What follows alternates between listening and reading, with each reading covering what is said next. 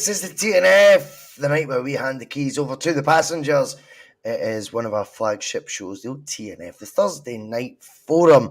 Apparently, if you just turn everything into three initials, always makes it more sellable.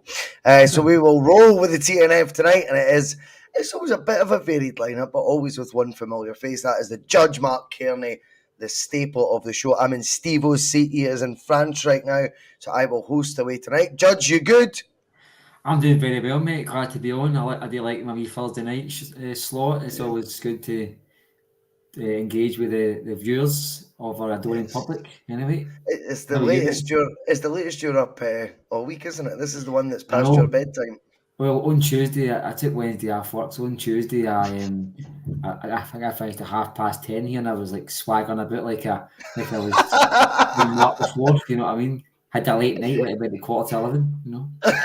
I don't think I think the earliest I've been to bed in the last 15 years is about 11:30.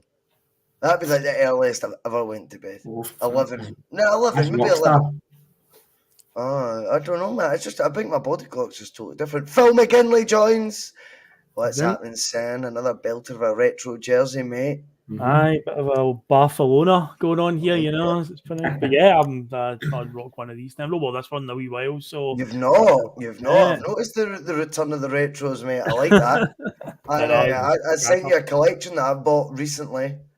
I went on a wee spree. So keep your eyes peeled. I know this is kind of retro now. So this is 2014. This was genuinely the top that the Swedish team wore on the subs bench.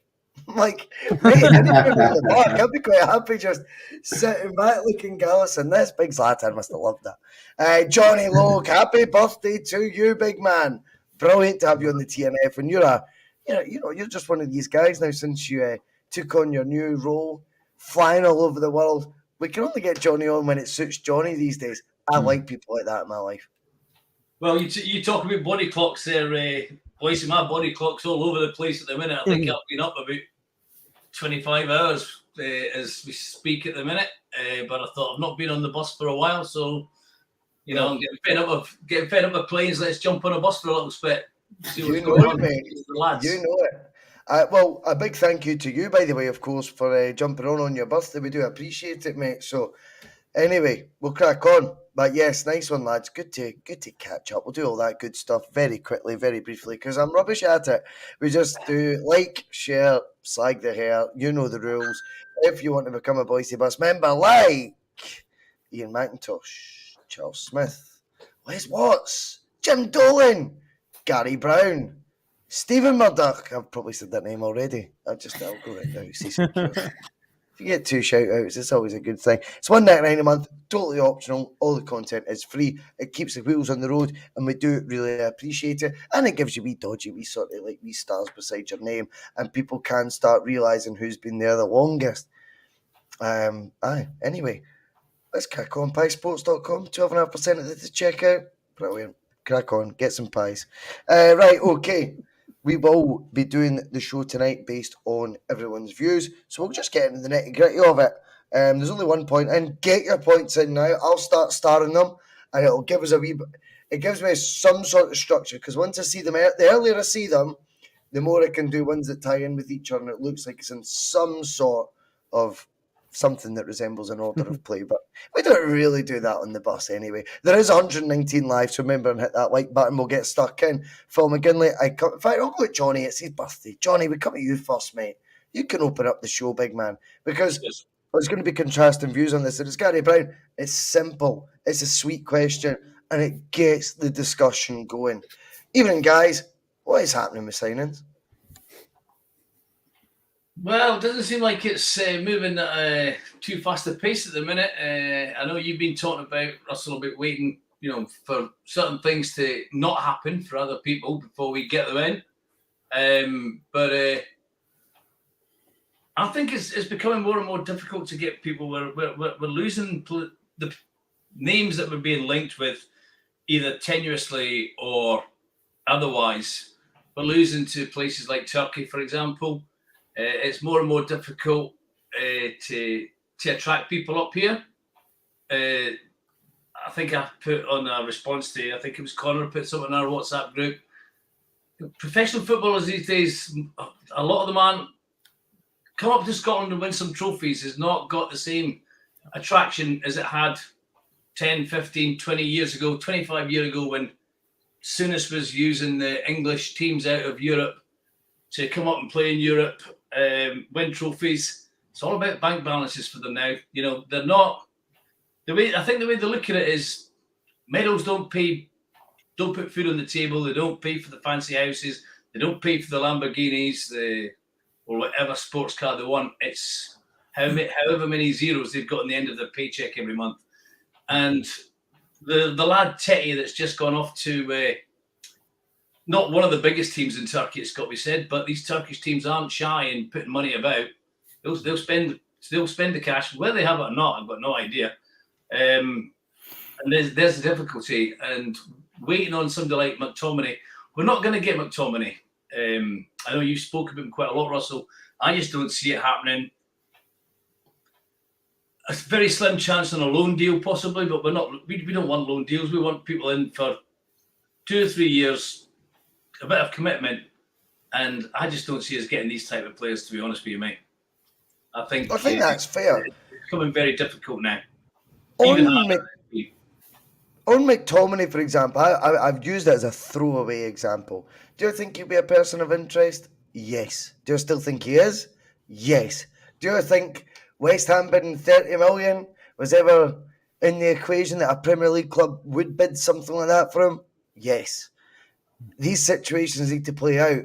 And if he's still on the periphery and big calls need to be made, maybe at United and between the player, maybe he's got requests he wants to do, he wants to get first team football, then it would never have been signing someone like that on a permanent deal. Same goes to Kieran Tierney. We're not going to buy them outright, either of them. But I wouldn't have been surprised, and still wouldn't, if they're keeping an eye on it. Do I think they were going to sign either of those guys? Well, I think they're unlikely. But do I think there would be people that are on a list and you go, we're watching it though, and they're persons of interest and we think we might be able to get them, as you say, on a loan deal with maybe an option to buy at a discounted rate if they've kicked up enough of a storm? Potentially. Yeah, I do. I still stand by that. I never thought at this point you would ever be getting guys at Manchester United or Arsenal who, albeit might not look like the first team regulars, but probably still played, plus 30 games last year for each. Celtic wouldn't be at that party at any point this summer. I've been pretty consistent in that. So my judgment hasn't changed. I never actually thought either of us were signing. I don't think either were ever signing.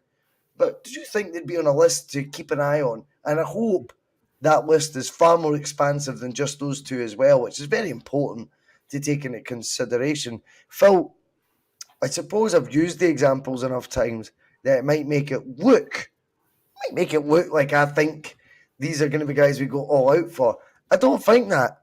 I just think the one point I would like to refresh is I think his knowledge market is the EPL. I think that is to what Angie's J-League was, is Brendan's EPL. He's had 2 spells there, 3 clubs there. He knows it inside out. He made connections, whether it be directors of football, whether it be fellow managers, whether it be a host of players he's worked with who will have pals they now play with at their current clubs. And I think he's going to let that play out because they do, unfortunately, come with an EPL tax if you try and buy them in the middle of the summer, or you wait to the end, and you will see shifts in attitude. I always go back to when the other lot signed Jamie Murphy for Brighton. Do you remember that? 1.2 million in about 14 instalments. He played over 20 games in the Premier League the year before. Mm-hmm. But he just kicked up enough of a fuss, and Rangers' bids were that ridiculous, but it got to near the end of the window, and they were like, just have him for whatever the stupid deal is. We're not going to be operating those sort of waters, but I do think it leaves a reminder that once options start dwindling down, Celtic's being an option becomes their presence in the list of options as that dwindles becomes larger. That'll be because other clubs are in a panic to get players in earlier because they will have bona fide money year on year of a 50 million TV deal, 100 million TV deal, Champions League money, just escalating because they get to the latter stages. They're under a lot more impetus to have to get their players in early and look like they're a big club. Celtic will be operating in a different market. Yeah, I think a couple of examples you can use. I know football has changed quite drastically since then, but we signed Craig Bellamy and Robbie Keane. Both of them were deadline day signings because the parent club in England, things will work out with them. They maybe couldn't get registered because there's a whole register with their squads, isn't there? They've got to register a 25-man squad for domestic games in England.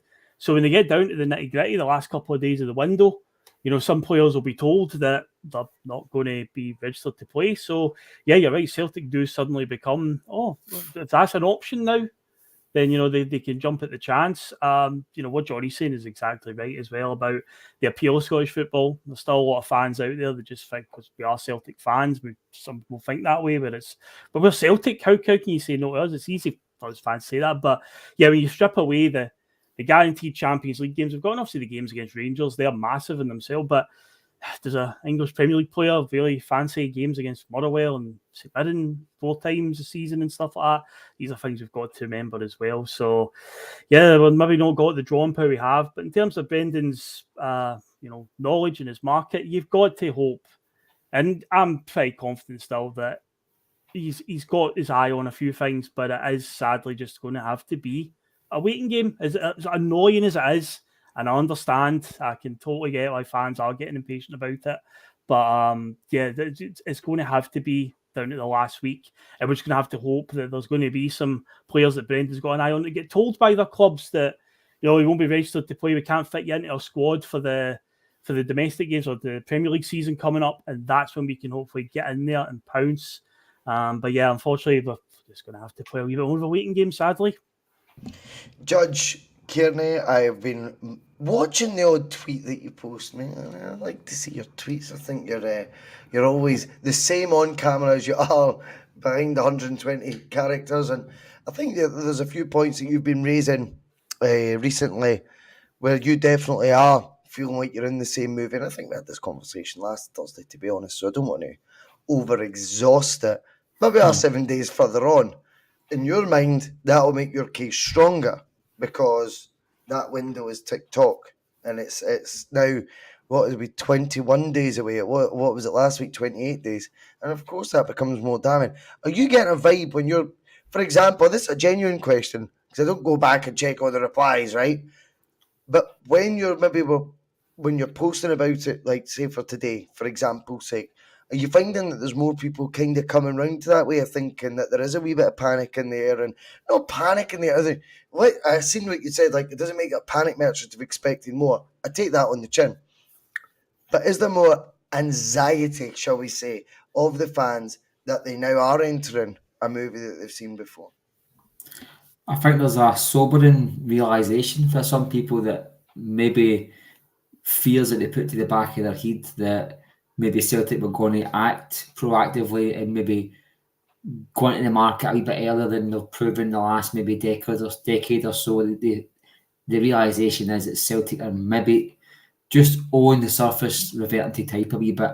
And I don't think there's anything wrong with like standing your ground and waiting until the last week or so, because the Saudi market is going to be opened after the window shuts, which is a big concern for the EPL clubs because they might lose, we're talking to a star striker on the last day and can't replace them because the Saudi players might after the window and the Saudi clubs can buy them, they can't replace them. So there is that fear that clubs can't let go of assets because they can lose star players after the window closes here. But so I take that on board, and I take the fact, and I take the obvious narrative that the best players, they normally go towards the end of the window because they're weighing up their options. And that is fair, and I'll take that on board. But I do find that I'm having a lot more conversations, and people are actually tweeting me quite a lot saying, "Mark, have you seen this?" And all that. Not that I'm some sort of paragon of virtue or somebody who's trying to be a Joe Rogan and show everybody the way of the world, but I do. No, you've never been like that. You've got a belief system, Mark, that you've been confident enough to have the courage of convictions to share. And as we get closer to the end of that window, more people's heads will turn and start to follow that narrative because they clearly will start joining dots and go, Like he was saying that ages ago, and the closer we get to the end of the window, the more chances there are Mark is actually right here, and that will turn heads. There's nothing think wrong he with will, that. I because think it's think absolutely fantastic. You've got a point on it. I think as well that, and do you know, I don't think we should be batting away any like opinions. Like even last week, for talk's sake, there was a news report saying Starfelt might go, and there was about 50 comments, and everyone was like, a yes, sure, can I gif? And I was like, no, there probably is genuine fear that guy is going to go now. And Celtic acted very quickly, in my opinion. I think this defender is going to come in. And Celtic acted very quickly, which makes me worried a wee bit why have they been so proactive in other areas. Are we still weighing up the squad? Are we still in the weighing up the squad position just now? Are we still sitting back and looking at the market? Or have we said, that's choice A, B, and C. That's position A, B, and C. 1, 2, 3. That's the positions I want. Or are we still waiting to see Joe Hart's next mistake in Aberdeen? Are we still waiting to see if Greg Taylor's form picks up? Are we still waiting to see if Maeda can play through the middle because Ozu and Kyogo might his full body's made out of glass? I've got a lot of concerns about the squad just now, without us losing Starfelt, without us losing possibly Hatate, without us losing Jota, without us losing, okay, Moy, I wasn't a big fan of Moy Royce, I'm not going to lie, but he was probably a first pick for long periods last season under Ange Postecoglou. So you could say we've lost our manager and 3 the starting 11 for a lot of match days last season, including Ibrox and including cup wins against Rangers. So no matter what way you weigh that up, you say, okay, we're weaker. We can't hide that fact.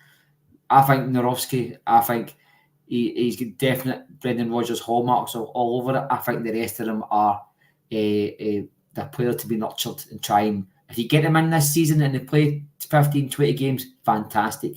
But I don't think there's any real ambition by Celtic to get the guys as nail on first team ready players this season. I think if they get 1 or 2 of them in and they're going to be excellent for us, they'll take that as a victory.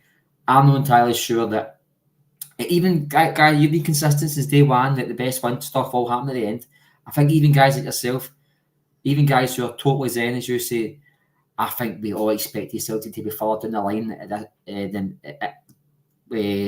on match day 2.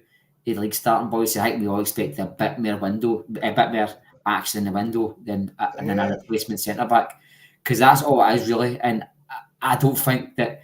I think we're seeing more people getting a bit more hit up, including other podcasts posting quite a lot about what's happening here. I think what's happening is, I think the champagne of Brendan Rodgers' first night party is beginning to wear off, and the hangover's starting, and folk are saying, Turning into sparkling water. he's turned the champagne into water. The folk are saying the heat's starting now. The so heat's starting now. Can you show me what's happening here? Because I don't see. Nobody would make me feel a bit better, Boycie, if we had been linked with 4 or 5 guys just now and been outbid, because I can stomach that. I would say the board's no playing ball with us, but there's stuff happening. But is that the entire truth though? Because I think with the Livakovic one, for example, and not just your, I don't mean your opinion here. No, that's fine. But the general consensus seems to be with the Livakovic that if we had went for him, we'd have got him. And I think there's a long way from it being as straightforward as that. No, I don't think so either. Celtic's, right. I think Celtic's interest in him, I would be surprised, shall we say, if there was an interest shown. Wouldn't surprise me if the guys went, he's a fucking Croatian international, he ain't going to Scotland, pal. No, unless you can offer. Right? And if that means, have we asked the question? See if we went in with 4 curly whirlies, right? then fair enough, you get laughed out the door. But if there's been a wee bit of genuine interest, and we've said, look, we can afford to meet the fee, talk to the, because I don't think it works as straightforward in football now as well, which is very important. It doesn't work now the same way when you used to play Championship Manager, Football Manager, whatever, and you had to bid to a club to speak to a player. That's just how it works. Mm-hmm. I think it's so far removed from reality now. I think you snuff out what the player is wanting to do, and then you go, how much is the club looking for? the agent tells you what the fee is. I wouldn't be surprised if Celtic said, aye, we can meet that fee, but he ain't coming to you. Because the reason is, he's got an offer in Turkey, they're willing to pay 80 grand a week. Doesn't matter if it's a castle See, the built on thing is, boys, just they'll on do that it. quickly. Yeah, Sorry, go on. my concern is as well a wee bit is I don't think any of the players that we've brought in, there's been any speculation that there's been a tug of war to buy them. They've all seemed to have come in and it's been like, oh, I want to go to Celtic. There's been he might go to Benfica or Celtic. Celtic have won the race. So it makes me wonder why we waited so long into the window. And yet we were like 5-6 weeks into the window before we started to bring in even the Korean boys. And you go to yourself, is this the old adage of Celtic try to save the weekly wage? Because I think that is very good business, but it's no very good football. I think Rangers, for either however way Rangers spend their money, normally it's on bad decisions. One thing that mob always do is bring the players in at the very first opportunity to give the manager. Normally they make the bad managerial choice, and normally they make the wrong player choice. But if our plan is to hope Rangers haven't got a plan, then that isn't a plan. Yeah, I find that interesting, Johnny, because from my point of view, when I look at that, I take Mark's point because there's a lot of examples when you can look at the Rangers stuff, right? There's loads. But I think from Celtic's point of view as well is we can't deny they've broke the managerial wage structure. By all accounts, they've broke the wage structure this year already. These are plus points. I think in a parallel universe, we would have been laughed out the door if we said we'd replace Ange Postecoglou with Brendan Rodgers. Full stop. Let alone is better paid than he was the time before. I think we'd have been laughed out the door if we said Kyogo, who was Ange, and in my opinion, his pet, the pet, what is it, teacher's pet, that we would have laughed out the door that the moment Ange leaves, he'll sign a 5-year deal at Celtic. I didn't see that coming either. Callum McGregor apparently is the one who's broke the wage structure, and fair enough if he has a 5-year deal. These are movements that we cannot deny. Show a different strategy. The other side that we've seen so far is Celtic signing players for more money than Rangers and not getting remotely heralded whatsoever because we're expecting more because Brendan's there. I would hold on to that expectancy, Johnny. I would hold on to it. And by the way, time will tell, of course it will. But we're here to do what Mark's doing and what I'm doing, and that is speculate on what we think will happen. No one is trying to say what will happen. We're speculating on what may happen, not what will. In my opinion, I stand by it. The game changer for me, and I would be 100% on Mark's bus, if you like, would be if Brendan wasn't back. I cannot fathom a situation where he is willing to go back to the reasons he left. That's where I'm at on it. And I still think with 21 days, I've been consistent. I think we're in phase 2. The only issue I've got with phase 2 that I've kind of created is I thought more of the deadwood would be gone by now, if I'm honest. That might be something that's a mitigating factor in the whole overall wage structure that we're talking about, because there will be a budget that may have been expanded for total wages outgoing, and maybe it would take a James McCarthy to be pushed out the door. Maybe someone you didn't expect that's maybe on over 10 grand a week that needs to get out the door as well. Starfelt's potential 15, 20 grand a week that he'll no doubt have been on, being out the door frees up a bit as well. And that's why we're maybe being instantly proactive on that position. But I do feel that whatever the Celtic have done this window, I would have expected them to have done with any manager in charge. The unexpected thing was Brendan Rodgers being the manager in charge. So therefore, I'm still willing to expect the unexpected before this window closed. Doesn't mean I'm right. It does not mean I'm right. No, I mean, that's fair. I mean, like I say, we did speak even before there was really any talk about Ange doing a flip down to Spurs. We talked about, if we don't do it this season, we'll never do it. As far as the transfers and that go, I would like to see there's been a more proactive in getting some bigger players we could have done. But there's one strange piece of transfer business that we've done, and I don't know whether you've spoke about it on the bus, because I have missed some shows, not an awful lot, but you big jet setter. When we talk about, sorry mate, when we talk about getting rid of some of the players to free up money. Who was it who released Barkas for nothing to a team that would have given us at least something for him? But yeah, we put him out the door. We released him from his contract, but we're not releasing McCarthy, who's not going to get a game for us, is he? We're not releasing, as things stand, a Jetty, for who we paid $5 million for. But we just told Barkas, on you go, we'll rip up your contract. And he goes and signs for the team that he was on loan to, who had said they wanted to buy him, but couldn't afford him at the money that Celtic would want. But then we gave him away for nothing. That just seems... But one thing with that is it means we wouldn't have paid up his contract. I dare say that would have been that's what I think would have been the deal breaker there is we don't pay up your contract, but we let you go for free. Right, yeah. So that's the only thing I can think of because you're right. The deal was already agreed. We'll let you go so long as you sign for them. And we're not paying up the contract because if a player's released for free mid-contract, we've got to pay that up in full. And I would guess that's where there's been a sort of handshake and they've went, right, we'll take him off your hands, but Celtic, well, if you want to go there, they're not willing to pay a fee. You can kiss goodbye to the remainder of the deal getting paid in a winner. Bye. That's what I think so. So we go back to the tail end of what you were saying there about for your phase 2 of the transfer window, and you thought some of the deadwood would have been moved on by now.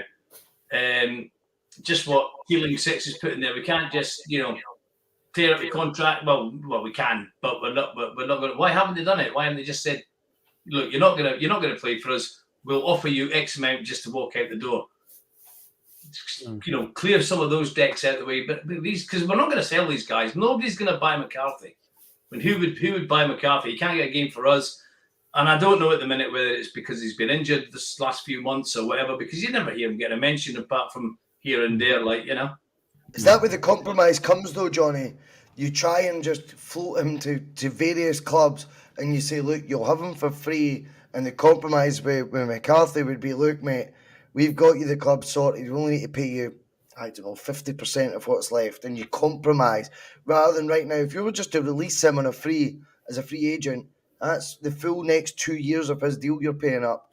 And I'm guessing he came in a 4-year contract, lads. I mean, he just need to accept it. It's going to be plus £20,000 a week. Plus. Oh, so yeah, you're talking that's £2 million. So if Celtic will now be in a situation, a space where they're looking at it going, okay, yes, we need to save on the wages, but we also need to have a viable option for him to go to, because just cutting the cloth with him, or cutting the cord, I should say, with him means an upfront payment of like £2 million. That it doesn't help anything. That's not going to help the said wage budget that I'm referring to. Do you know what I mean? So we now need to be very active in this phase 2, as I'm talking about, which I've completely made up in the top of my head, by the way, the other week. But I'm standing by it. Like, in my mind, it makes sense. No. But that would be part of it, is trying to engineer moves for these guys, being proactive and actually trying to source them the clubs rather than their agents, really trying to force some of the guys that are taking up chunks of a wage bill that make other deals far more difficult for us to bring in. That's what I think phase 2 is. That's just the way I see it. I could be completely wrong. I think by all accounts as well that Ajeti, the stories were that he was just playing hardball as well, which again, if he's on that massive wage, which the club gave him, then they put ourselves in his shoes. You're giving that option as well. It's all parties, Phil. It's all parties, mate. Aye, it is. No, it's how do we shift them on? We need a buyer as well. We need a suitor. So it's a bit of a conundrum right now, sadly. And yeah, there is too much deadwood. With names like McCarthy and that. I mean, God, for all the jokes we make about a couple of games here and there, I don't think he's even getting that, to be honest. He's not even getting that at this rate. No, not at all. To go back to the other point you made on that, voice about Brendan coming back, and he wouldn't come back if there wasn't some form of assurances or a long-term plan. I mean, if you leave a job 3 years ago that was shit, you don't go back to the same job under the same conditions, do you?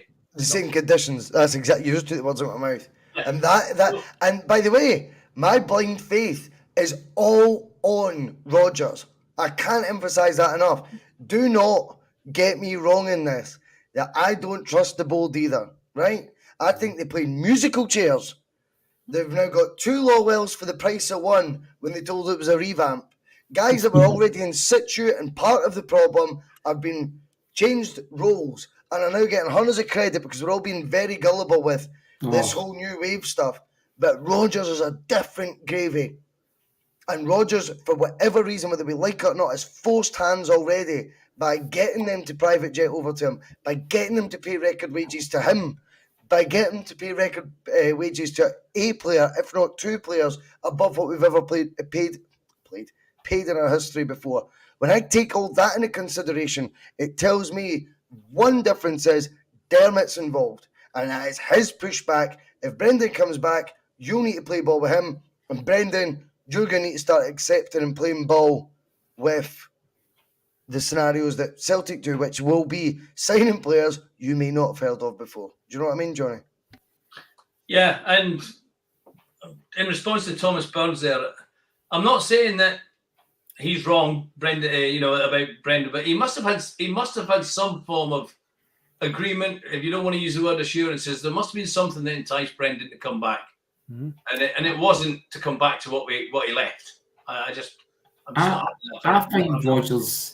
I genuinely believe even he knew sitting at night, even on his best days at Leicester, he felt that if he got a chance to, he wanted to rewrite that last chapter of his Celtic career. I think even him and his family were a bit disappointed in how it ended at Celtic. I don't think it's the way he wanted to end, and I genuinely believe that he had in his head that if I get the chance to come back and it works out and it aligns for me, I'm going to go. I feel that he's a Celtic man. I think that tugged on his heartstrings, plus his own ambitions to finish off a story that he started.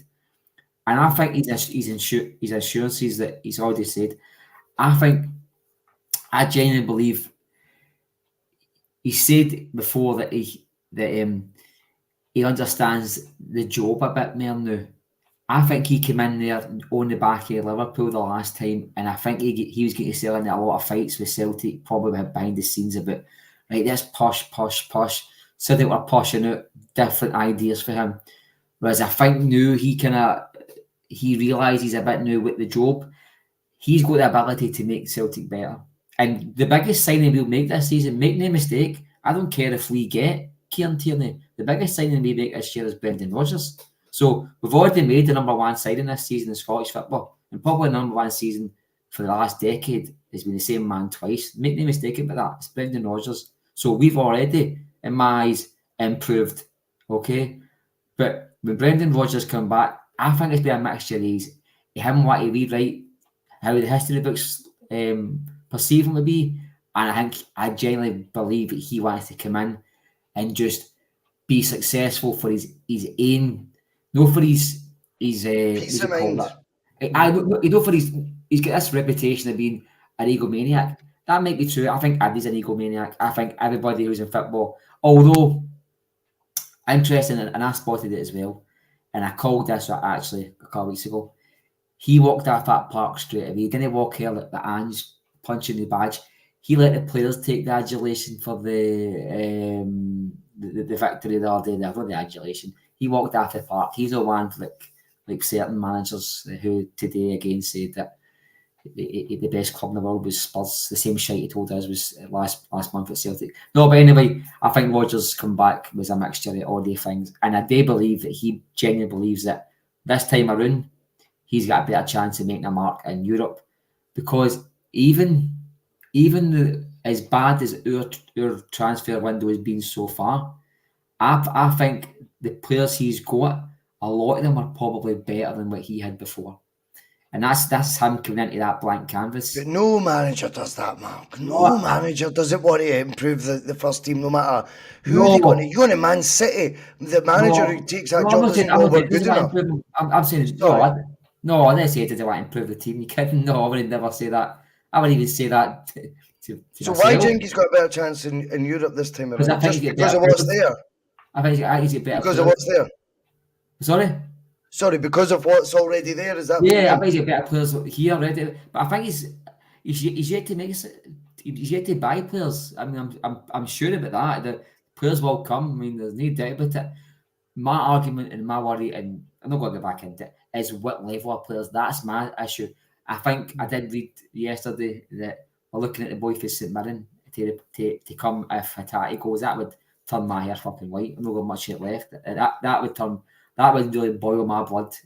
But and Brendan we trust, as we say. But now we'll see what happens. But and I'm totally hoping I'm proving 100% wrong. Of course I'm not. But I'm just saying that I don't think Rodgers has been told. Listen, if you want, I think he said to him, if a John McGinn comes up again and it's 300 grand extra, we're going to buy him for you. I think he's been told that. I think if that's maybe an insurance in some way, but I don't think he's been told. Agree with that. Do you remember that? What's that boy say? And I'm not saying anybody in this podcast has quoted it right because we've no, but the full narrative on Twitter, and even my dad's mentioned it, who doesn't have fucking Twitter, has mentioned Celtic getting £30 million, new training facilities for the women, this, that, and the other. That came through a WhatsApp chat. I'm fed up saying this. And folk fell for it, hook, line, and sinker.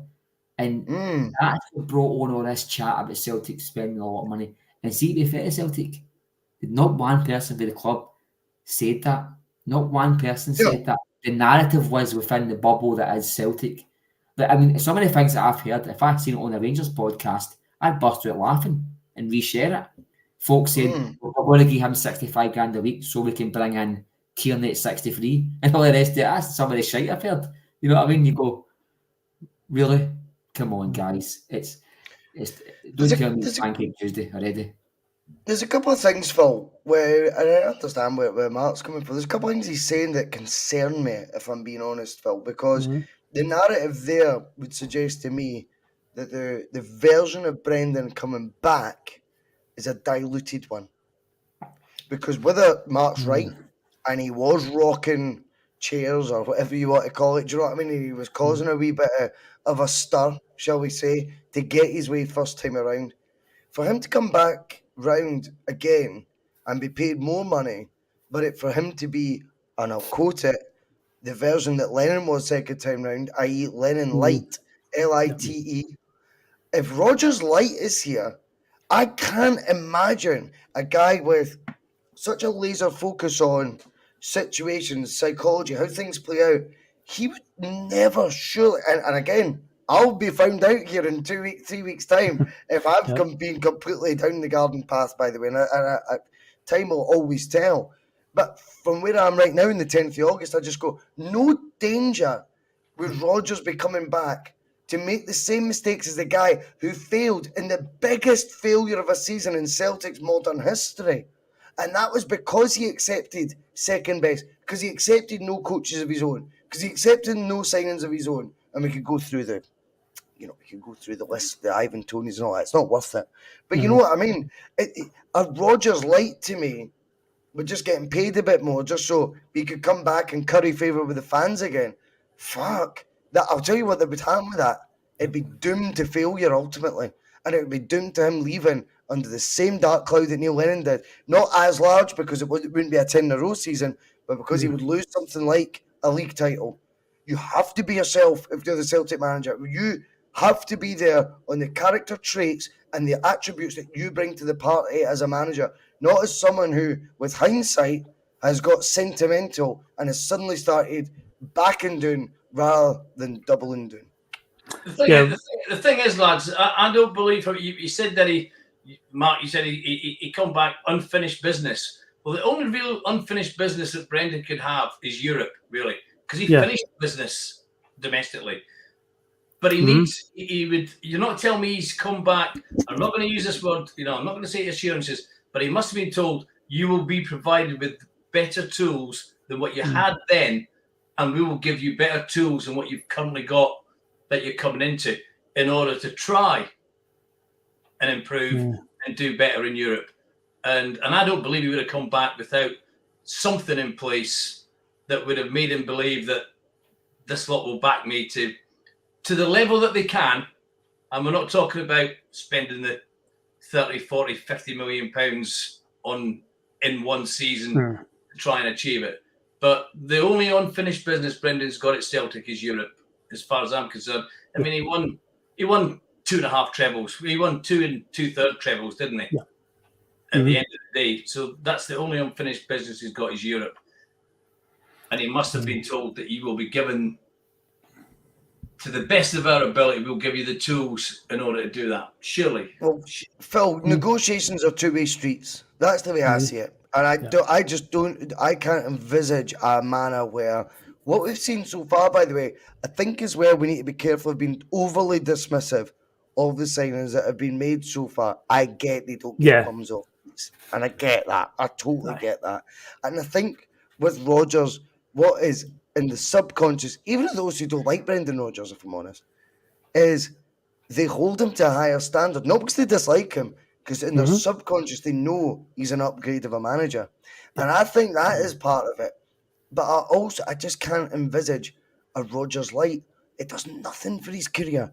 I mean, fuck all. It does nothing for his well-being, his mental health. Watching loads of abuse still going on even today. I mean, I seen a tweet today saying, "Oh God, I hate this bastard so much." A Celtic fan retweeting one of his media interviews. I think he was called Connor. Connor with like trophies at the end. And I was like, what a strange take. And I think, and that will not be, I'm only seeing that because that's the one I've seen, but that will not be in singularity. I've seen a few as well. Yeah, I've seen a few. Yeah. You don't come back to this to do what Lenny did. Lenny, you need to remember as well, wasn't someone on a holiday in Spain taking a year out the game, turning down offers of tens of millions of pounds for Saudi Arabia. And Rodgers said the other day as well, I don't know if you noticed, he could have been in the Premier League this season. Crystal Palace, right? If anyone's not in any fucking doubt, it's Crystal Palace, right? Definitely. He's turned down these, but took Celtic. Now, yes, the emotional pull's there, and that's why he's done it. It's not a money decision. But I don't think it's a decision when there's no extra financial incentive on a personal level made, that when it comes to business, you're going to take on lesser terms, i.e. less of a budget, less of an ambition than what you got first time, or even the same. Because the same the last time wasn't enough for him then. You sit on your sunbed and you watch the zeros add to that Saudi offer and you end up going fucking there, to be honest, I would suggest, before a Crystal Palace. Yeah. Or you get 6 months after the next Chelsea manager leaves on trial and get paid about 10, 20 million quid in that said best league in the world. I don't understand the logic. But again, I cannot emphasise enough, this is blind faith in my point of view of the ambition, the drive, the wages being shelled out, and the ego of Brendan Rodgers. That is all that's guiding me here. And come the 1st of September, if I'm as underwhelmed as what people are at this stage, I'm still being open because the window's got longer to go. If I've got the same underwhelming feeling on the 1st, it'll be that boat will be given both barrels on this bus. Rest assured, I'm not afraid of, allowing my opinion to change if whatever I'm trying to foresee doesn't play out, because I'm not that fucking smart. But that is where my blind faith is. It's all in the manager. Well, with all the evidence that you've laid out there, you've got to imagine, I agree with your blind faith as well, because again, you think that there has to be something going on. Celtic have been pretty good over the years of keeping things quite stum of what they're doing, and you don't find out, a lot of names fly about of players we're linked with, and usually miles off the mark, and then you find out, the 11th hour that this player's on the way. So at this stage of the game, with all the stuff that you've laid out there, the offers that are on the table, because you're right, there was a Premier League club and it was Crystal Palace. They were definitely the ones that were sniffing around. They've obviously chose to stick with Hodgson for another year, but that was the type of thing. The money they can offer, Crystal Palace in terms of size of club compared to us doesn't even compare. But again, it's money, so much money. Saudi Arabia, they're throwing money around like crazy, but no, he knocked all that back to come here, and it's like, I know the whole Celtic fan and stuff like that, but there has to be more than it to just that. Because Johnny's completely right what he said earlier on. If you left a job 3 years ago under quite shitty conditions, the way you're getting treated, you wouldn't go back for the same conditions. So again, could be called blind faith. I could be right there with you, Russell, with blind faith, but I'm in that boat where it's like, there has to be something going on. You've got to imagine there is a plan somewhere, and they're working on it just now. Just keeping their cards very, very close to their chest and keeping people guessing. What Mark said earlier on could be very true as well, because a lot of this did come from WhatsApp groups when honestly. I'm the same as you, Mark.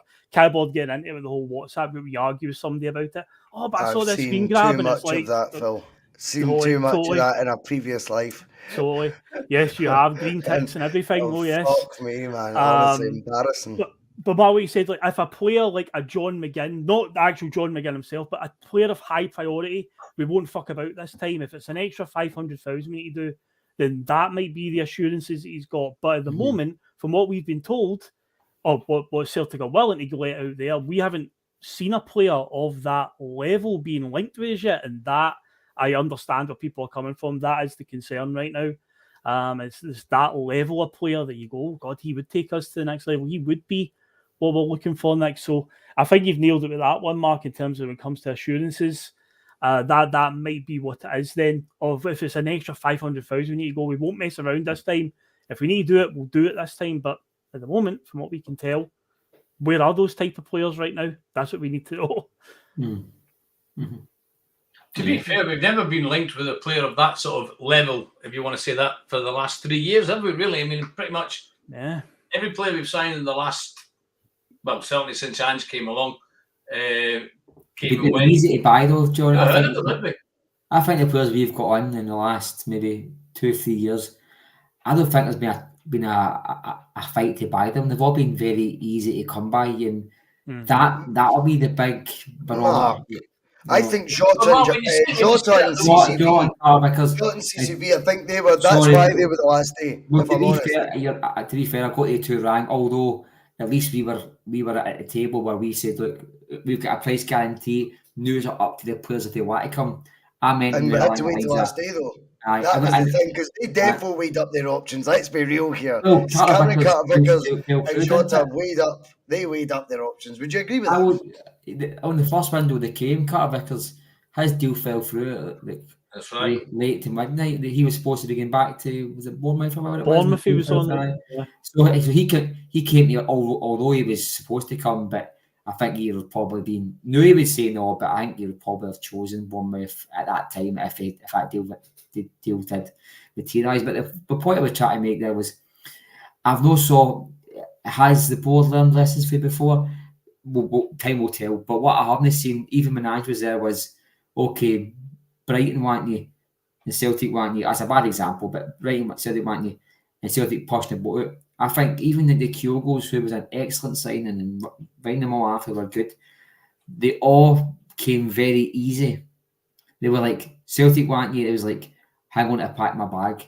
There was no Celtic want you, but a championship team want you, and there's a real fight there. So I don't think we'll see where the club are at until we do get to the tickly bit, and it's like, okay, £6 million the price, okay, 22 at Celtic, 29 there. Can Celtic match it? Let's see what happens. And I don't think, like, say, and the unfinished business part, just quickly, I don't know if you picked up, Ryan, John, I think the unfinished business part wasn't about him. What he won at Celtic or what he did in Europe. I think the unfinished business part was the way he left Celtic. I don't think he wanted to close the book on his Celtic career with such a bad taste. He's got the second chance at a first impression here, and he wouldn't have come back without his own belief in his ability. I think that's a big part of it. His belief in his ability is unwavering. I think he genuinely believes that he. Us four think he's world class. I think he thinks he's world class in all, Boise, and I think that's part of his. I think if you gave that guy the St Mirren team, he'd make them third place. You know what I mean? That's a level of guy. Without a doubt. That's the level of guy we're dealing with. Yeah, I think you get them second. Perhaps, mate, because you know what? If Beale was as bad as what Abdi was telling me last night or this morning, who knows? Hey, that's the genius at work. Don't you dare question Mickey Beale. He was the brains behind the COVID season operation, mate. And wow, we're going to have fun with him this year. I think it's Graham Murray meets Ronald McDonald with this guy. Honestly, it's going to be banter central with him. Oh yeah, the best thing about Beale, or just on a wee side note, is they'll turn on him so quick. It's unreal because he spoke that much. Halfway there. He thinks he's strengthened his hand by talking all the bullshit he has for the last 8 months. Instead, He's the fucked more it. content you've got to be spied on and then dug out and then snipped and clipped and put into memes and all this shit, they'll start doing it first. Well, His I'll tell you a rope stat I heard on is Saturday so there. short. Go on, Matt. So he's built a squad, and you could call this his first real squad, right? I don't think it is, but he's built They a were squad. calling it his first game the other I day. know, but It was, I know, I've seen that. that was his 30th game. That was his 30th game, no his first game. I don't want to remind folk that was his 30th game. But see that he brought in 8 players this season, right?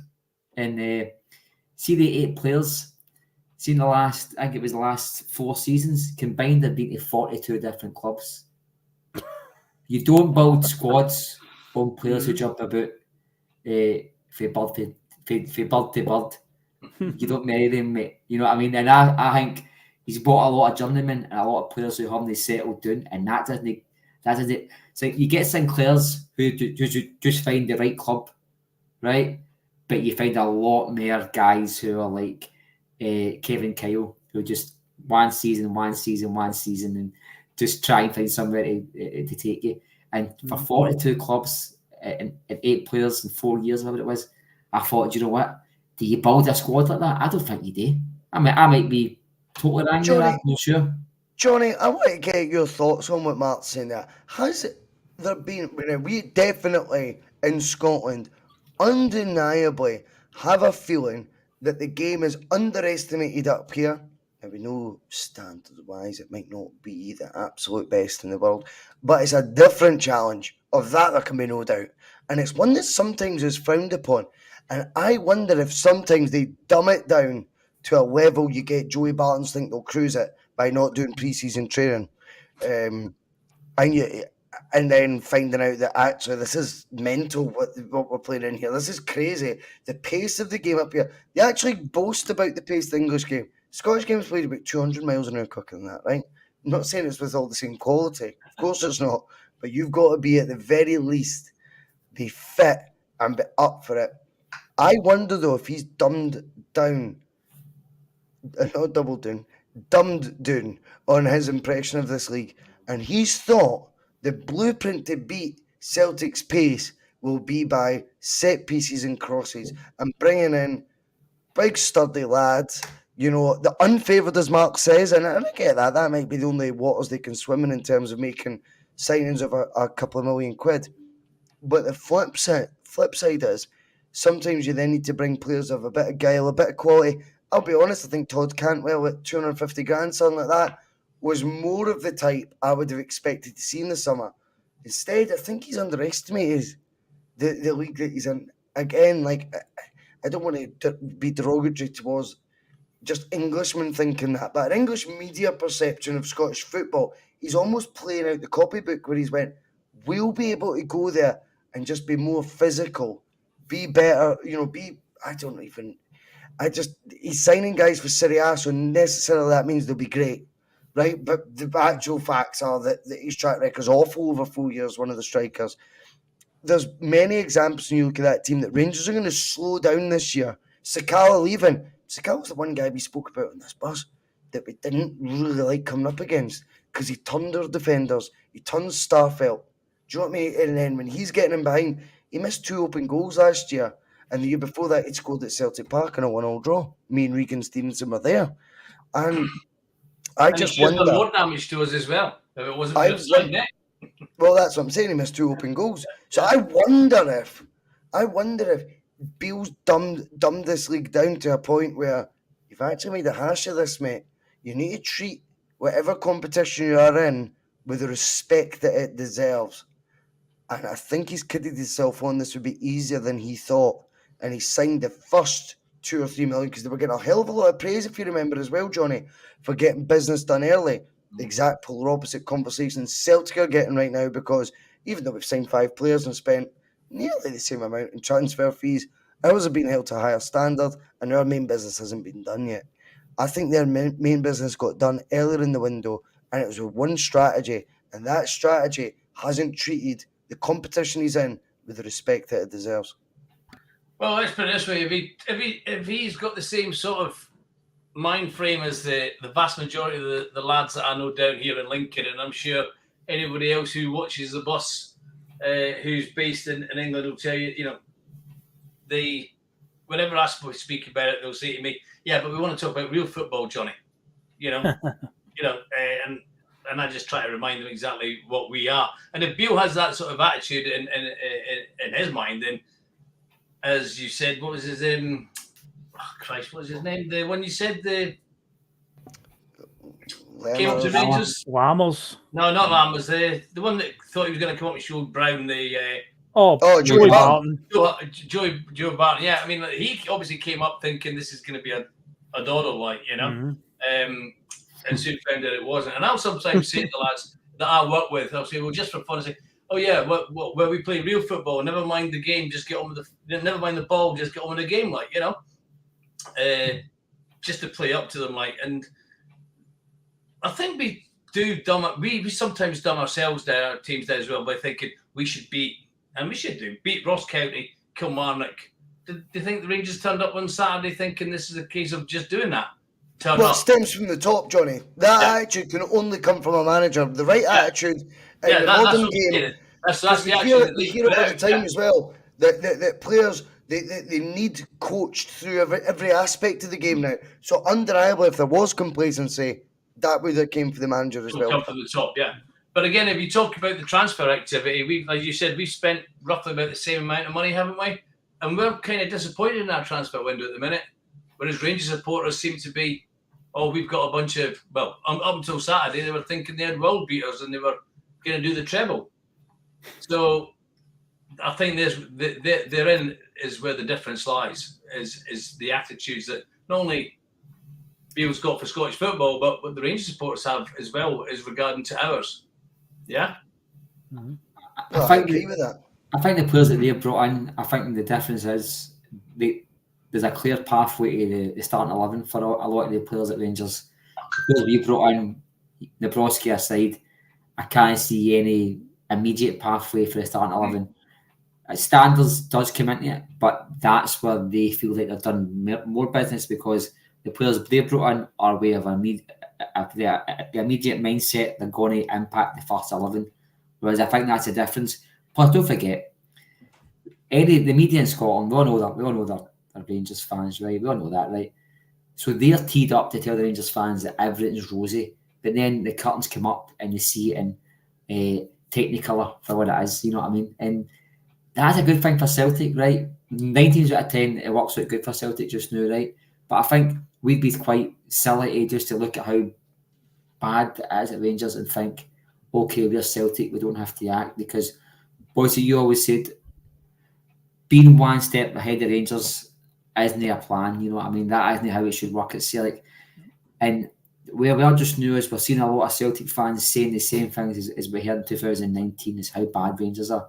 I don't want to hear that. I want for us to stop looking over the hedge just now and start looking at the weed growing in our backyard just now and start pulling name out before we worry about next door neighbour. And do you know something? I think if you keep an eye on your own squad and your own board, watch your own board before you start worrying about Rangers boards. Next things, watch your own board, watch your own finances. Then you start to see the bigger picture. And that's what I do. See, when I watch Celtic, I don't mean as a match. When I watch the club Celtic, I look at it as how I would view it if it was another club. If it wasn't Celtic, how would I view it? And that's when the mystery begins to lift. Because you take away that emotion. You kicked off earlier though, talking about that you felt that they got their business done early, whether they rate the players or not. So we've got to be frank and honest here. There's always going to be an eye on what goes on at the other side of the garden, and you've encapsulated that earlier. Let me finish just quickly, because you did say it was about. You genuinely did say it was about. Rangers got their business done early, whether we like it or not. They back their manager. They back that. So we're highlighting the fact that what we've seen so far, if that is the back, and that maybe the guy in situ and the reasons they've brought these guys in ain't all that. And I agree with you on the media thing. We knew they were going to get the hype, but whilst you want to look at our side, I think there is, whether it's a subconscious one or not, there's even on tonight's show, it's been referred to what their business has been. And I think that does also highlight the fact that just because they're from Atalanta, Feyenoord, clubs of respect, that instantly almost can force us into thinking, hurry up, Celtic. And I think that then is where the argument has to be balanced. That you're right, by the way. I think in a nutshell, I've always wanted Celtic to focus on being a European force. And I agree with that sentiment. But I think it's led us to almost trying to do that as seen the old chinks in the armour of the Celtic board and also of a Celtic fan base conditioned to just accept being better than Rangers now turn us into a bit of panic because there's a box office manager here but no box office signings yet. And then that when it's getting rammed down your throat how good these guys are, that Rangers are signing, apparently, that we should have done business earlier. Do you know what I mean? No, I totally get that point, and when I was referencing how early Rangers did their window, I wasn't just trying to put that on to Celtic and how that makes Celtic look even worse. What I was trying to say is that is one thing you can't say about that mob, and I think Celtic would do well to bring in the players that they want earlier, even the players that we've got come in the new that aren't going to the impact in the first team. They came in they came in what 2 weeks ago. They could have come in 5 weeks ago, and I do think there's an element of Celtic just fanning about to try and save wages. I do think that it's natural for us to look at Rangers. I'm pretty sure if there was two TVs in a pub, the Celtic fans would probably watch the Rangers game as much as the Celtic game. Let's be honest here, right? Let's be brutally honest. That's a fact, right? You want to see. I dare say that you probably get a bigger cheer Rangers losing a goal than Celtic scoring a goal sometimes in a pub when Rangers are playing. You know what I mean? It's just natural, right? No, for me. But the point I'm trying to make is, I think Celtic, because the fans are thinking how shite they are, allegedly, that it puts them into some sort of comfort zone where you're going, we won the treble last year, they're shite, what's the point? Why would you go and spend £9 million on a striker? Because they want to get to the next level, to get But it. your natural comparison with the transfers was them as well. So I think it's a subconscious we can't help. We just Me can't, too, and I don't think we're deliberate. I'm not immune to that either. I'm not immune to that either. I'm not immune to that. I don't focus on Rangers as much as a lot of people do. I'm not immune to hating Rangers. I hate Rangers. Yeah. And I don't mind admitting that. I think I wish the club died in 2012. I wish they didn't come back. I wish they should have put them in the sewers with the rats where they belong, to be honest with you. But they're here now. I just think sometimes that we look at how bad they might be and we use that as a way of forcing the hand a bit sometimes. I don't know. I could be wrong. But the two sides I would just say is if it looks like they're doing good business, if we're going to react to that, then we might also react to if it looks like they're playing shite. I think there is a compromise there. I do think, whether we like it or not, they live in our subconscious. And that's not me saying I'm obsessed. I just think they have a place there for years of history. Aye. Phil, I'm going to bring up the next comment, but that was good. That was good debate, in my opinion. I thought that was a good debate there. I like on the bus. This is what the bus is about. We have good debate. I was going to bring up another comment. Yeah, Edward Moore came in, Phil. This is an interesting one because this now gets to, as I said, 21 days of the window left. Brendan's made it clear there will be more incomings of the standard. We could debate that all night, but we'll move on to now thinking about the profile of said players as opposed to what they cost and what their standing is in the game. But what about experience in the squad? And this will be going now to how many games they played top level. How many games have they maybe played in Champions League? That could be for a smaller club, by the way, that maybe been in group stage football sporadically. But I definitely wanted Edwards. Well, I don't know if this is what Edward wants, but he's just asking the question, I suppose. But from my point of view, I would have liked to have thought Narovsky, if he's ready-made, oven-ready, and I've got to say I was impressed with him. I've got to say that. I like the look of him. Yeah. It's one game. Mm-hmm. And he is 23, I think, during this season he turns. Yeah. Which isn't all that. It's not like he's that wet behind the ears. But notwithstanding that, I would like to think when you've got a CCV who he could be a 35-year-old, he's just a Rolls Royce of a player. Yeah. And you've got Narovsky, but Starfelt now at 28, 29's left. I wonder if centre-half you might bring in, I'm not saying Kolo Toure, but maybe someone just to be that sort of parachute for Narovsky. Maybe someone of, I know Johnny Evans was linked, far from it, am I saying him, albeit he's now signed apparently a season-long deal at Man United. He's impressed. No, it's not even a season long. It was just for pre-season he signed, just so he could No, play but in I the think they've pre-season. extended it, you know? Have they? Oh, God. Oh, I Yeah, think they've extended I'm it. sure it's Woof. a year as well. Yeah, I'm actually Yeah, I Oh, think they my extended lord. it. I think Ten Hag. No, I think he rated it that much. So whatever you get for that, I don't know. I would trust Ten Hag's eyes before mine. There you go. But I'm not against maybe some. Look at the impact Joe Hart had on that Ange team at the start. He was, for all his goalkeeping ability that can be scrutinised, a calming influence on that whole squad. He was a huge factor mentally as to how we got over the line, particularly in the first season. Once you've done it once, I think that gives everyone a level of experience. But as Roger said, this is a new evolution. This is a new manager. He said the cycle's done now. This is a new cycle. That's how he's described it. I think Edward's question's relevant, Phil. Bit more experience in there. It's not a bad thing at all. I'm no against it. And Dave, regardless of what age they are and so forth, as they can come in and do a job, then so be it. And obviously, Celtic's board, their model might be a bit different over the years, where it's all about profit and what we can earn from the next move and so on. But we saw it with Brendan version 1 back in 2016, where you're bringing in players that have getting experience because I know Kolo Touré didn't last too long, but he helped us get through those Champions League qualifiers. He was pivotal in that as well. And it doesn't have to be just age. Like, see, Scott Sinclair was still in his, mid-late 20s when he signed, or just in the late 20s, but had a experience of playing at a higher level. So experience comes in different ways. It doesn't need to just be confined to age, but I don't think it's a bad idea. There are certain positions out on the park where, you can have a guy out there who can basically coach essentially while he's out on the park. Centre back is a great one. We talk about players that can guide a younger player through, playing alongside him at centre back. He can work as a sort of coach on the field with him in a game environment, give him pointers and so on. There are certain positions on the park where that can benefit massively. Joe Hart was a great example. We talk about. He's the one that shepherds the entire back line.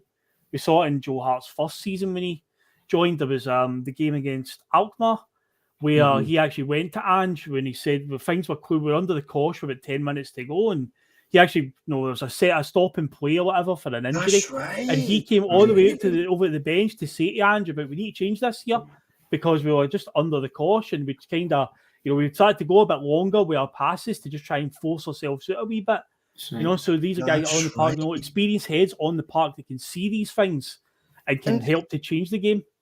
And is there an argument as well, Phil? When you actually look at the Kolo Touré signing that Rodgers made, everyone thought, right, that'll be him for a year. That'll be the mainstay centre. He only got 5 months. But he'd watched then by that point the other guys evolve around him, and he made a harsh call, because I'm sure he had to do a lot of coaxing to get Kolo Touré to come up to Scotland, etc. But he was quite ruthless in the manner that midway through the first season, see you later, son. Who cares? And I wonder if that might not be the worst thing to happen if there is going to be a Lagerbielke or whatever his name. It's called Lager. Lager and Rocky. I like it. That's my type of weekend. Lager and Rocky, aye. And Rocky. Yeah, that sounds like a Boise weekend. So I just wonder if, and it doesn't need to be a centre half, by the way, but I do wonder if you'll bring in a player of profile who's a wee bit older, bit of a veteran, shall it be, but comes with just that sort of aura, that vibe where this young, and it is a young and experienced team, they just have someone to feed off the same way. I think a lot of the kids that were under Ange, I call them kids, how patronising, but a lot of the youngsters would have fed off Joe Hart's persona. Do you know what I mean? Yeah, there was one that we linked to just the other day, and again, it was one of these random names flying around, but obviously Mikel Antonio's names came up in the last week. Obviously, he's 32, played for West Ham for about 10 years now in the Premier League, so he's been playing Mikel Antonio won the Conference League last season with West Ham. So he's got a European winners medal as well. He played his part on the road to them winning that. So players like that, not necessarily him, but there's a player who's got those boxes he ticks. He's played at a high level in the English Premier League. He's played in Europe and done pretty well there as well. So he's now he's got a winners medal in a European competition. And he's scored goals as well consistently over the last decade or so. So it's like, there you go, there's a player. That's ticking all the boxes. I totally get that. I Yep. totally get that. Seamus, they would feed out of KT's persona. Seamus has been in the chat all night, pushing the KT narrative. Mark, you've just given us a wee thumbs up there. Brilliant to have you on, mate. I know it was way past your bedtime, so no, I you know, jump off. yeah, I love the debate, mate. It was a good show. Really enjoyed it, guys. Thanks very much, pal. Always good being on a Thursday. Check your emails tomorrow morning, my boy. Right, I will do, mate. Cheers, Russell. I'm looking forward to that transfer. No, thank you for all your efforts. Cheers, mate. Thank you. Right. There's a star mark waiting in the sky. How did I get this bloody thing? My eyes are terrible. I'll see it. Right. Hail, legend, bro. Kicking from the studio is gone. Kick. Standing. Good lad, Mark. Johnny, it is interesting though when we consider, the experienced option, but the KT one won't go away yet.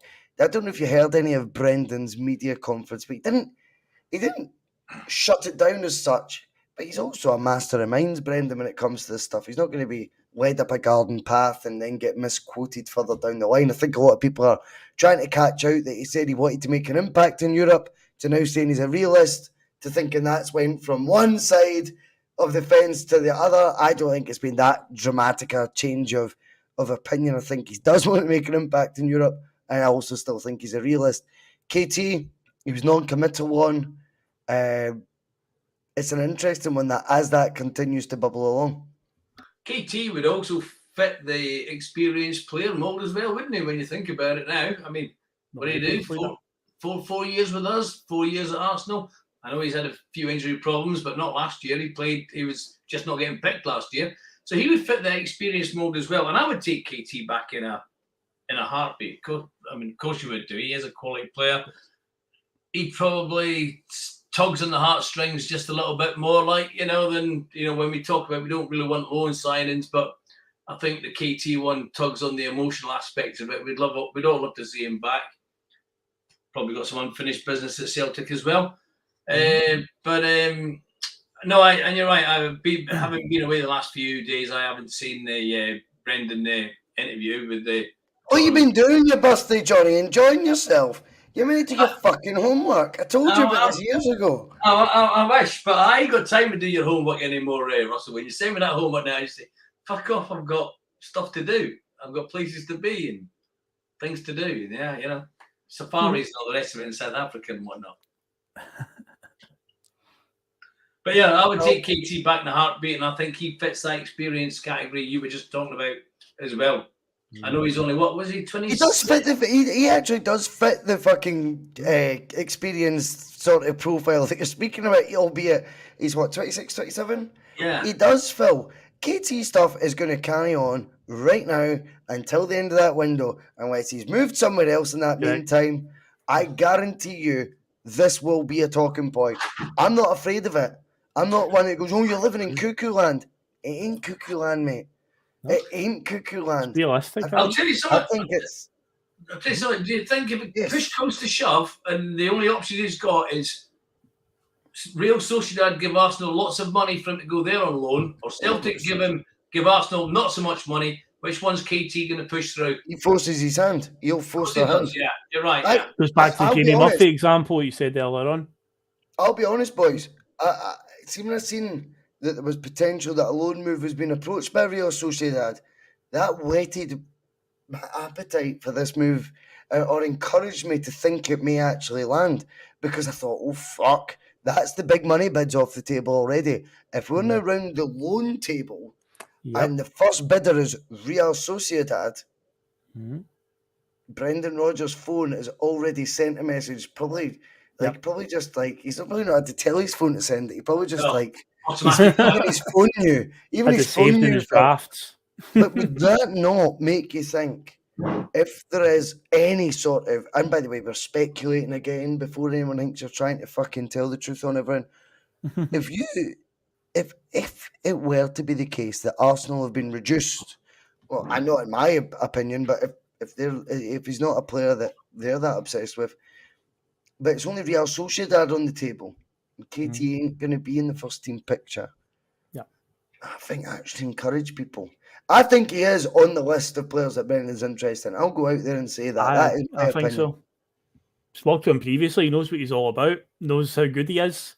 I mean, the one that was concerning me when we were talking about, Kieran Tierney, I know Newcastle's name kept coming up, but I think despite all their incredible wealth they've got right now, there's some sort of financial fair play around them where they can't just go gung-ho and spend crazy money. They've got to sell before they can buy and whatnot. But the one that was worrying me was Aston Villa because of Unai Emery. I was waiting for them to appear in the Kieran Tierney. Which could still happen. Could still. But you're right about the loan thing. We're now 3 weeks out for the window ending, and they're talking about loan deals to a Spanish team. So if that's what's happening now, we're not hearing any concrete bids coming in for Tierney at like 30 million and stuff from any clubs. So if we're at that stage already, and he is still there with a couple of days to go, I think Brendan Rodgers, he's there. I mean, if you're a person of interest, 100% he'll be a say. He's worked with him already. He knows what he's all about. This is the problem, Phil. John Mulaney comes in, and by the way, I know you watch the show a lot, John, so thank you for your support of the boss. He says, if you think it's going to happen, keep dreaming.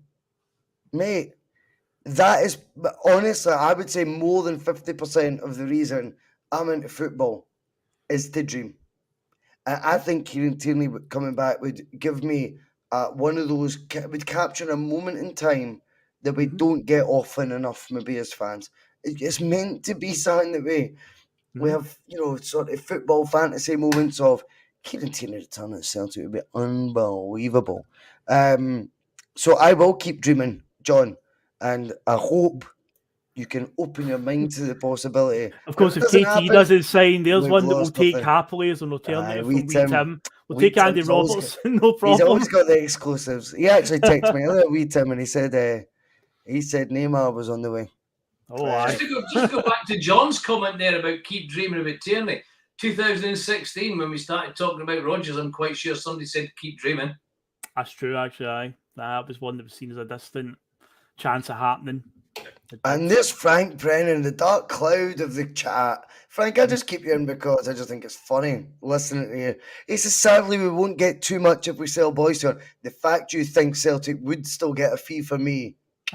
You keep liking and subscribing, son. Thank you. That'll fill the fucking ego for the night. Thank you, pal. Fucking idiot. Jeez. Oh, man. He calls me a bam all the time, so I don't care about calling me an idiot. If he wants to call me a bam in the live chat and I still let him in there, I'll call you an idiot, Frank. But I love the fact you think there would be a value on me. Not too much. You think there would be a value. Good lad. And as Mark Kearney says, he says, where did that good-looking guy go? The judge is still watching. I'm still here, Mark. Yes, birthday boy. Stephen Ray comes in. Brilliant view on the bus. He's got loads of good takes. He says, I love a good rumour. My favourite, though, was back in 1997. There was a rumour Celtic wanted Paul Ince and Baggio. Oh, my God. I don't know what papers you were reading. What was that? I remember that one. I remember the Paul Ince one. I can remember the Paul Ince one. Really? I never remember it being linked to Baggio. But as you know, as many of the long-time viewers know, he's the guy he's the reason I love football is because Roberto Baggio. The idea of him playing for Celtic would have been, oh my God, that would absolutely blow me away. But I can remember the Ince one. I can definitely remember. I think it was before he signed for Liverpool because he went to Liverpool in like 97, if I remember right. But it was around about that time. Who we were also getting linked with, who's the manager we were getting linked to? It was Gus Hiddink and stuff as well. Well, like naming it, and Bobby Robson was a manager that we were linked with at that point before we got Gordon Jansen. Remember that? Well, the Gus Hiddink one was a lot stronger than a link. I mean, it was, yeah, that's true. It was Dermot that pulled the plug on that because he decided to go for Martin O'Neill. Yeah, that's right. I think it was more than a link with. I'm not saying it was a done deal with Hiddink, but it was quite far down the road by all accounts. And then McDermott. Dermot went for the right option. I'm going to see that man tomorrow night, Martin O'Neill. I'm going to see him in the Lincoln Drill Hall tomorrow night. Did you see him? Did you see him talking into the balls after? I was watching the cup draw. I was watching it. Aye. Fuck it! Like I know he made a joke of it at the end, but I was like, Martin, sort that shit out right now. Aye, I was watching the draw last night for that. Aye. That's you've got. Do you know what I mean? It's like, come on, mate. Less of that. Less of that, man. Anyway, we'll leave it there. If you are up early, Patrick McLaughlin did remind us in the chat. I did a wee impromptu thing, Phil. I was invited by the brilliant Tony Haggerty to jump on to the Celtic Way. Do not worry, I'm not selling out or any of that shite. Tony's a dear personal friend of mine, and Great guy. he asked me for a wee bit of help, of course. Not help, but you know what I mean? Like, he's like, Yeah. "Come on, jump on and do a wee show with us." And obviously, he gave the bus a good bit of exposure as well. Do you know what I mean? I've got a question though. He says 6 a.m. Is that the time they're putting it on? 6 a.m. What? 6 a.m. It is. Oh my god. Okay. Well, I can watch it all I'm day up at 6 a.m. anytime, a but lot, if it's mate. in I'm up yeah, at 6 right. a.m. a lot. See, I'm on annual leave at the moment. I'm on 2 weeks holiday, so I'll need to get up early to watch that. Well, I'll see it. Obviously, it's on YouTube. You Get can up watch early. it anytime. But it's an It was good interesting fun, premiere man. time though. 6 a.m. 6 a.m. man, just strike with irons hot and all that. Do you know what I mean? Yeah, Well, of I'm course, usually, I don't get up with the birds. I'm usually away with the birds, to be fair. But yeah, I mean, it was brilliant fun doing it, and obviously over the Celtic way. Keep what you like, we subscribe, but always remember, Phil, there's always a deal that gets made. If I've done something for you, Yep. Can something be done for me? Watch this space. Anyway, we'll call it a night. T.N.F was absolutely fantastic. It was brilliant fun. Phil, Johnny the birthday boy, and of course the judge, Can who's I just quietly a watching. little plug? That's what my boy got me for my birthday. He knows me so well. Treble gin. That's indeed. class, Johnny. David got you that. David Logue, the host of the Sunday Blether, treble gin. I love it, mate. I love it. Well, have a treble on us. I think Have I a might brilliant do. evening, guys. There's been 295 live. Please make sure you hit that like button, hit the subscribe, slag the hair, share, all that nonsense. Thank you so much. Be good, and we'll see you all later.